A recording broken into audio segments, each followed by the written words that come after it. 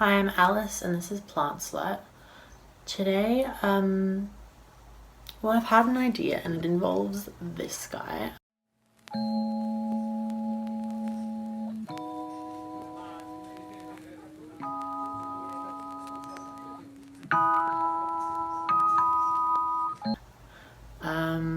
Last week, I put this Epiphyllum Guatemalense variety monstrose curly Sue into something like LECA. And today, because there was two plants, I'm going to take one of them out and we're going to do a bit of a trial. A bit of a test, see, bit of a comparison, but first we're going to do an update on this guy. So it's been about a week, and you can see the leaves, or phyllodes, whatever you want to call them, have not rehydrated, but if you look down in there, see that little white pig, that little white boy? Focus. That's new roots. So that's pretty cool. If we look down in the media, see there at the end of that root, we've got a new little bit. I mean, I'm pretty impressed, I guess. Let me find some more. He is quite wobbly. Oh, and he just fell out, which is part of the reason why I'm going to take one of these out and try it in something else. Yeah, there's just really not enough room in here for this big of a plant. So these are the two plants. You can see this guy has a bit of a bigger root system than this guy. They're roughly the same size on the top half. This guy though has that whole root just there up until that point is squishy, so it is dead, which leaves them with a much similar size root system. I would say this guy has more new growing tips than this guy. This guy has some. Where did they go? You can see a little one in there in the middle. So I was thinking that I would take this one. I mean, I can't do a completely fair, unbiased comparison, but I'm going to put this guy back into the aquarium media, and this guy is going to be in the new stuff. So he's a lot more stable in there now than he was, and let's get started with this. So I've been watching a lot of The Orchid Room, which I will link here.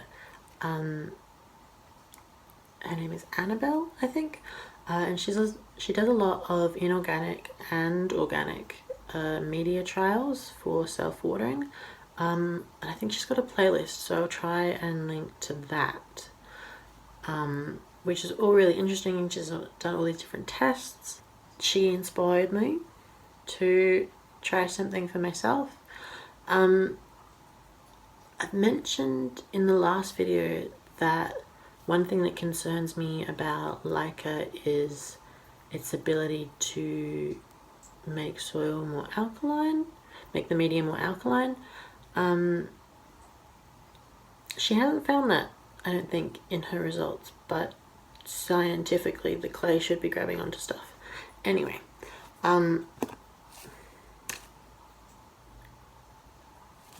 this is just perlite. She's done tests on perlite, and this also will actually make the media more alkaline. But what I'm doing today is I have this leftover fluval stratum from my aquarium, and it claims to make pH go down.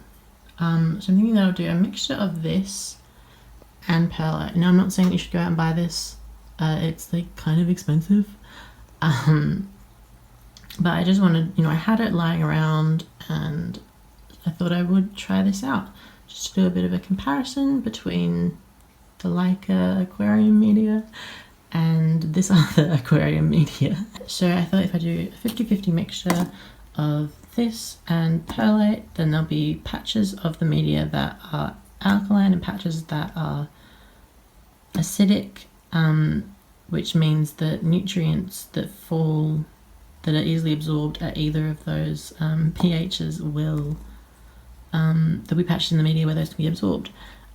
Also, because these are, I'll show you the stratum, it's like these fine little, I think it's volcanic clay is what they say, I don't know, it's these little tiny balls. So this, the resulting media will be much finer and more suited to, you know, the smaller roots. I think that LECA, because it has such big pore spaces, isn't really suited to smaller roots.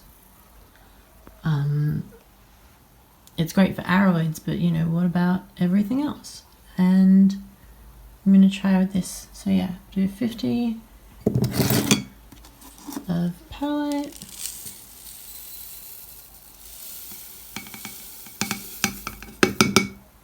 Hold your breath because it's dusty. And you don't want to like cut your lungs up. And then I'm going to pour in to the same line. I had it up to there. There is the stratum. Going to pour that in here.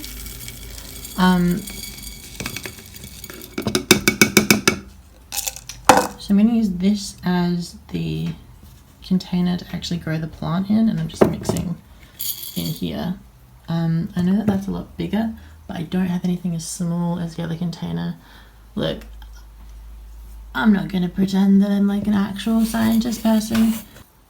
So there we go, that's the mix. I will mention also that people in the aquarium YouTube say that this fluval stratum, this stuff, after a couple of years it will actually sort of like start to fall apart, so you're not going to have these little balls. So yeah, just saying. Annabelle has done trials with these different bonsai medias, which are sort of similar, and they hold quite a lot of water. So that is something else that I'm concerned about, that this might hold too much water and rot the roots, and that perlite also holds quite a bit of water in a semi-hydro setup. The good thing about this is that although perlite is really light, the stratum is quite heavy. Like this is, it feels like it's got water in it basically, like it's heavy, which should be good for holding up and supporting the plant. So let's go ahead and put him in there.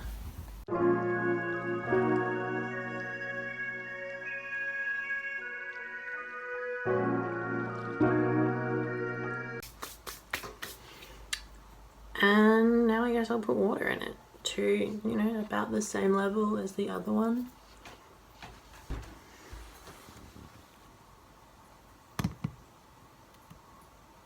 It is a lot more difficult to see where your water is, especially because there's like bubbles in it. So I will put these next to each other and I'll let you know how they go in updates. I have high hopes for this.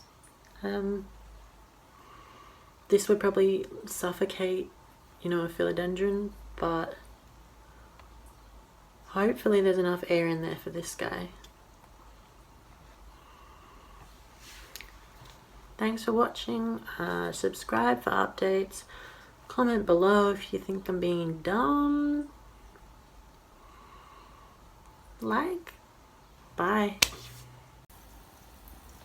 These two are going to live here under this grow light on the top shelf, so they're pretty much in the same light. I could move them over a little bit, but they're getting the same amount of light really.